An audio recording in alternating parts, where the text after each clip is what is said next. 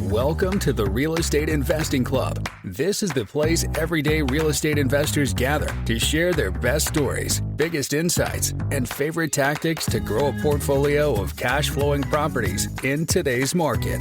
Here's your host, Gabe Peterson.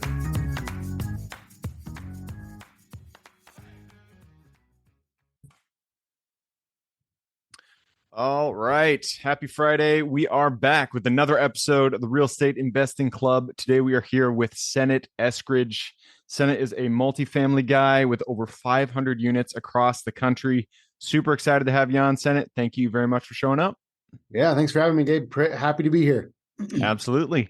I told you before we got on here, we like stories. We like to hear how people got to where they are today. I know you got a good one, so why don't we go back to your beginning? How'd you get started in real estate? Yeah, so I've got a very interesting story. There's a couple of people that maybe have done it similar to me, but my very beginnings, every step of my journey started as an accident. Think about so many that of us, it seems like that happens. Yeah, like we're talking like fall down off the porch accident. That's literally how it all started for me. So I had a house that I lived in.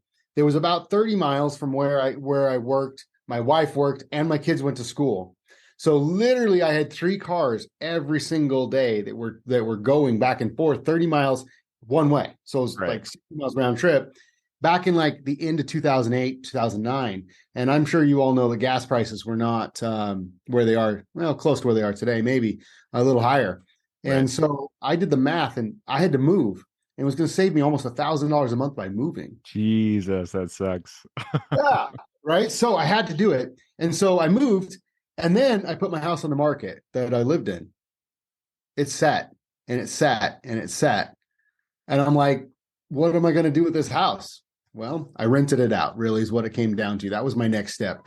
You had to rent it out. And lo and behold, not only now was I saving all this money by moving, but now I was making a couple $100s a month on this rental. So I just fell in love with the cash flow. Yep. And so I did it again. And did it again a couple more times. And then I discovered the BRRRR strategy.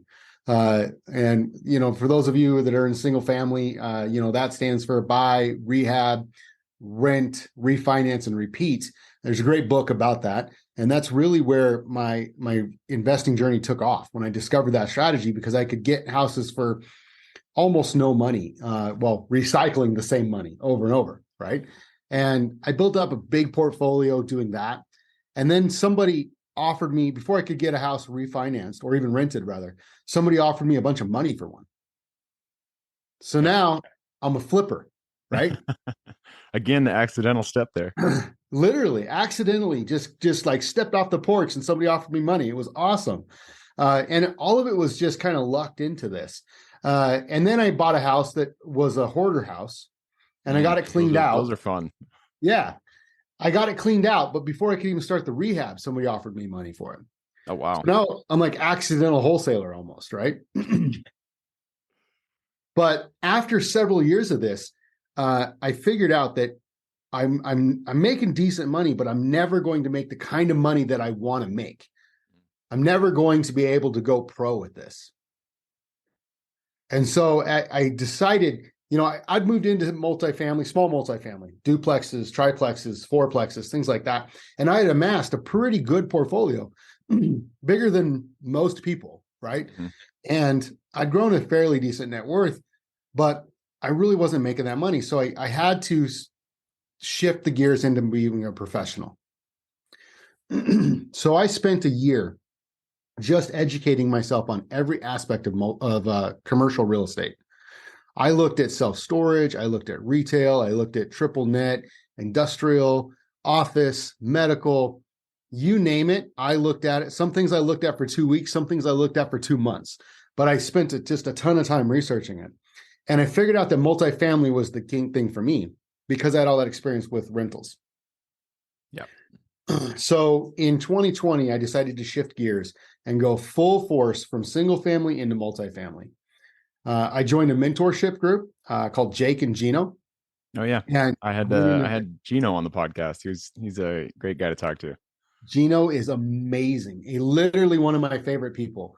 And I don't just say that because I'm a member of his group. He's a great human. Their program really helped me become a professional in the multifamily space. And I sold all of my single family, moved all of it into multifamily. And after a good year or so, year and a half into that, I actually became a coach now where I teach people how to buy multifamily apartment buildings. Along with my partners and my teammates, now we've done 12 transactions in the multifamily space. And in your bio, you said over 500 units, which is true. But as of now, it's 595 is the exact number. Hey man, you're almost a 6. Yeah, almost. Yeah, I should change it now in my bio to say almost 600, but that doesn't quite sound as great. But really, what the shift that I want everybody to hear is, I went from hobbyist, accidental, and I moved into professional, and that's the big difference. Yep. Yeah, and so many people they start their real estate journey. This is how I did it. I was definitely a hobbyist. I was just throwing things against the wall, seeing what stuck.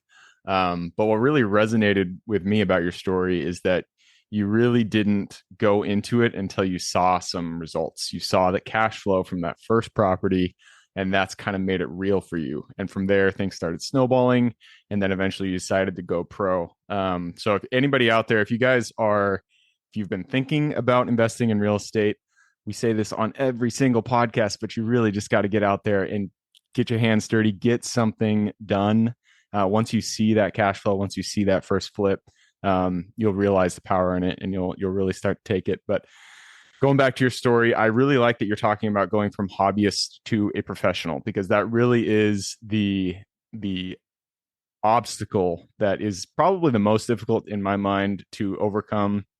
Besides the first deal that you do, after that, going from hobbyist to professional is the most difficult thing to really accomplish. So, in your story, how did that transition look? Like, what, in a really specific, detailed description, like what were the actual things that led you to go from being a hobbyist to being a professional at multifamily? Yeah, so I'm going to answer it two ways. First, really high level. In one sentence, I got a coach. When I joined Jake and Gino, that's really when I shifted, right? So, and I love Jake and Gino. They're great for the right person, but I'm a big fan of coaching. Find someone that has done what you want to do and hire them to get you there faster than you could get on your own. Yep. More detail. Let's dig in deeper, right? So I made a decision to become a professional and to go pro at this. That's the first thing I did. What does making a decision look like? You can't just say I'm going to do it. Like, you can't be a smoker that says I'm going to quit smoking when this carton's gone, because the carton's never gone, right? You have to take immediate action, right? And that's exactly what I did. I made a decision to become a professional. I hired a coach. Next step, I did everything that coach told me to do. I was extremely coachable to them. I got on calls. I dove into the educational platform. I took the steps my coach told me to take, even the ones I didn't want to take, because I knew that they had done it before and I needed to follow them. I also burned the boats. That's the hardest step right there, is burning those boats. It is. And I did it now. I did that a couple of different ways. So I started selling all of my single families. I made the decision they're all for sale, right? Funny joke, actually, April Fool's Day, there was a for sale sign in my front yard of the house I live in, because I told all my family I'm selling all the single families, right? They didn't think that was funny. I think that's a good joke. I would have laughed. But I totally agree.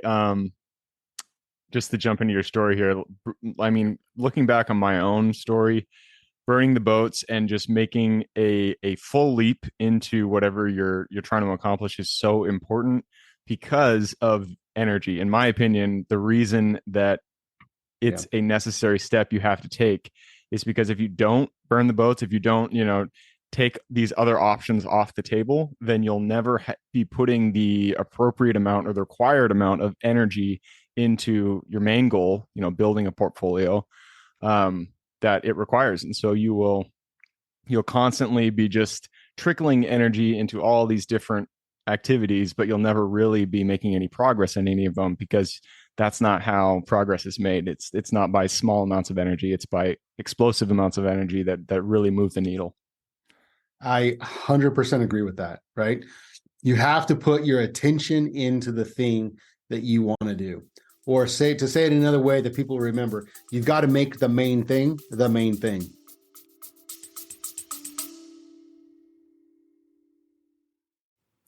Before we continue on with today's guest, I want to tell you guys about a community I'm launching on School to help investors like yourself grow your own portfolio. In this community, you'll get access to all the docs I use, all the systems I've built, everything I've used to grow my own portfolio, as well as instructions and guidance on how to get out there and find great deals, how to finance those deals, and then how to manage them for great returns. Since we're just launching it, the price will be set at a measly $20 per month, and whatever price you join at is the price you'll have for life. We will be increasing the price as the group grows, so if you're at all interested in growing your portfolio along other investors, now is the time to join. I will put the link somewhere in the bio or on our podcast website at therealestateinvestingclub.com, so if you are interested, head on over there. With that said, let's get back to the podcast.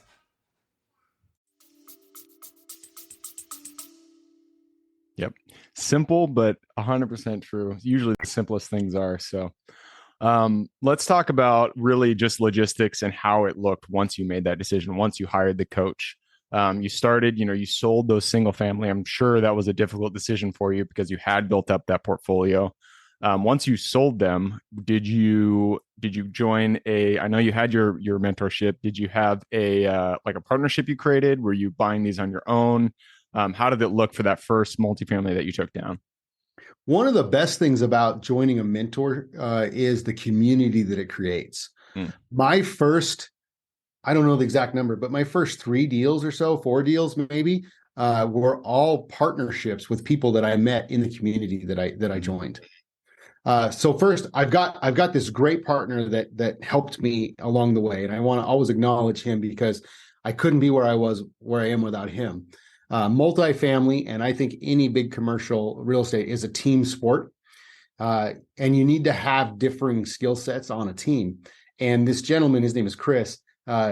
He and I have completely opposite skill sets, which is extremely valuable, right? He's more asset management, which is like boots on the ground in the day-to-day, dealing with the property managers, dealing with the tenants, dealing with the contractors, all that day-to-day stuff.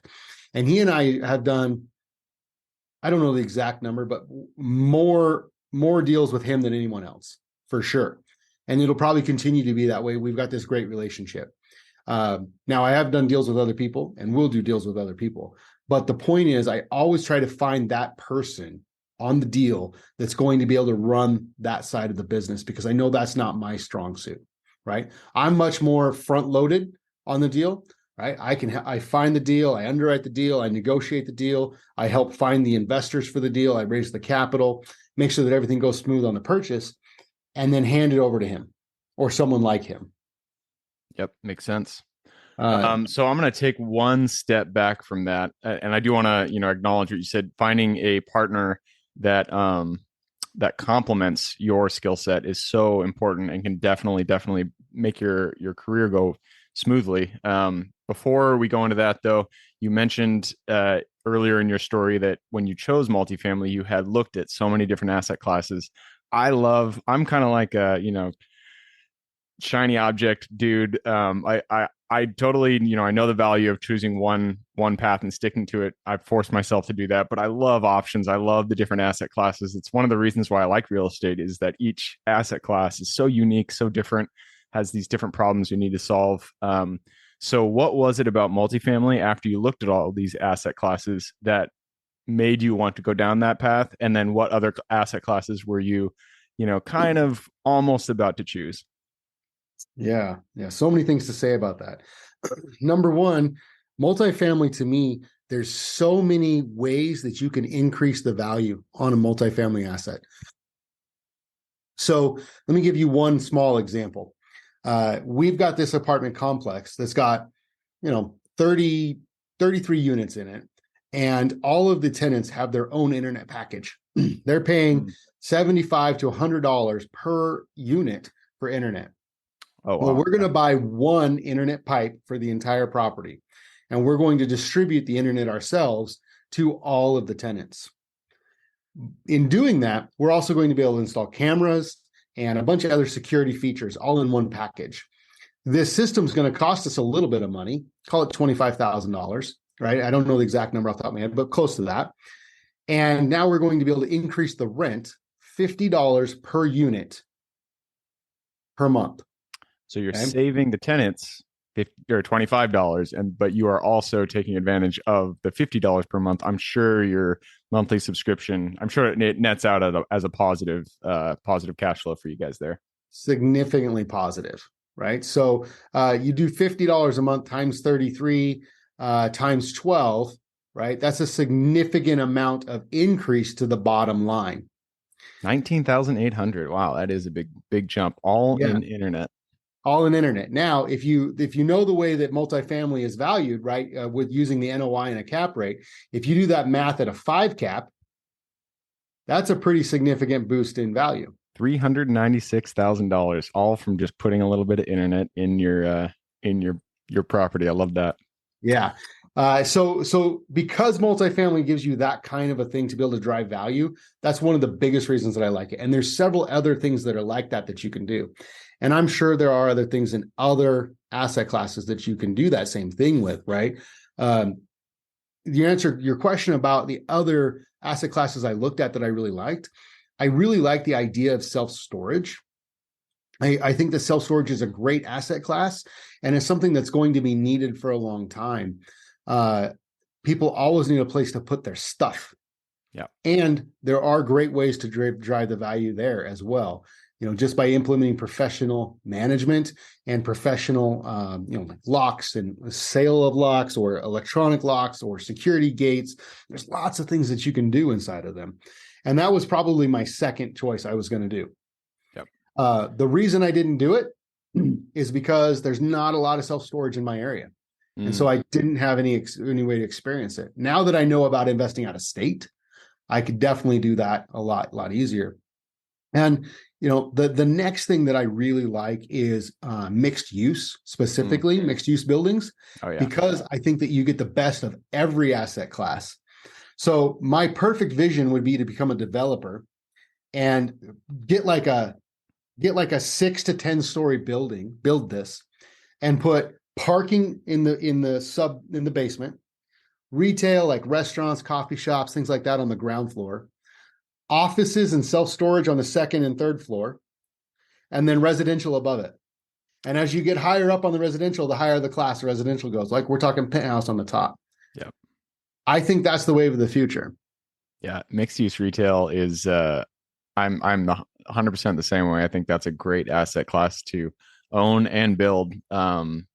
There's so many ways you're hedging risk there, especially if you get it in the right location. Obviously, the location is everything, but I love that as well. I don't know if we had him on the podcast or I read it, but we had somebody who did a mixed use and then they put a Costco in the bottom, and I was like, that's genius. I love it. Yeah, that's amazing. I want to give one more plug for asset classes, though. So one thing I like to do is I like to focus on one thing, right? I like to say I focus on one thing because I can become an expert in that one thing. For me, it's multifamily. But I want to diversify through people who focus in one thing.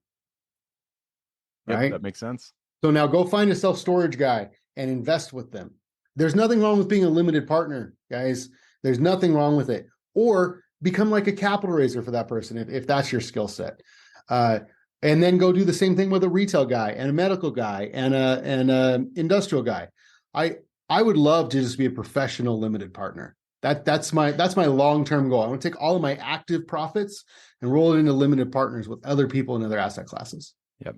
And I mean, you can make being a limited partner your own, its own career path. Obviously, you need to have capital to do that.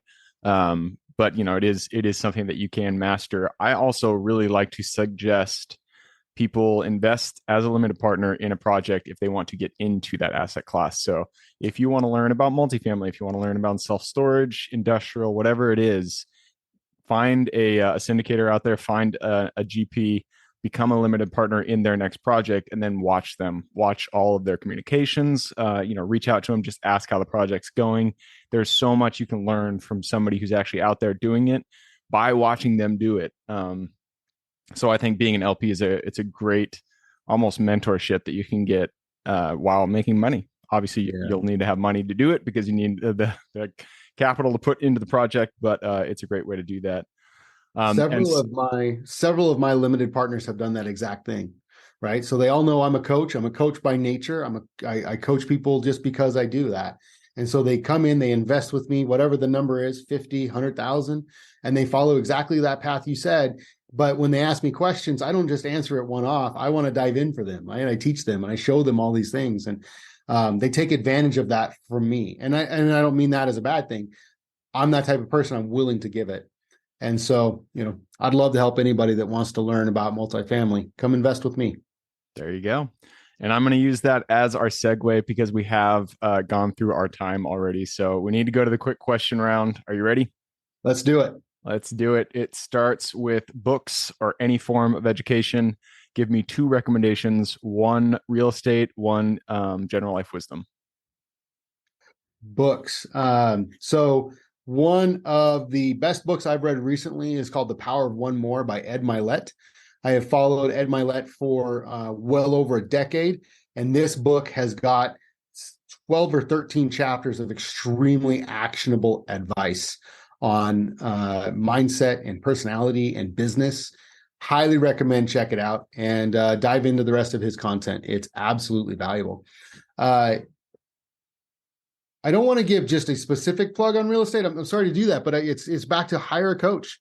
Figure out what it is that you want to do and hire a coach, right? If you want to do multifamily, reach out to me, right? If you want to do an industrial, find a really good industrial coach and hire that coach. Pay for your future, pay for speed. Unfortunately, I don't know all the coaches in industrial. I don't know all the coaches in self-storage, but there's some really good ones out there. I'm confident. Find one and hire a coach. There you go.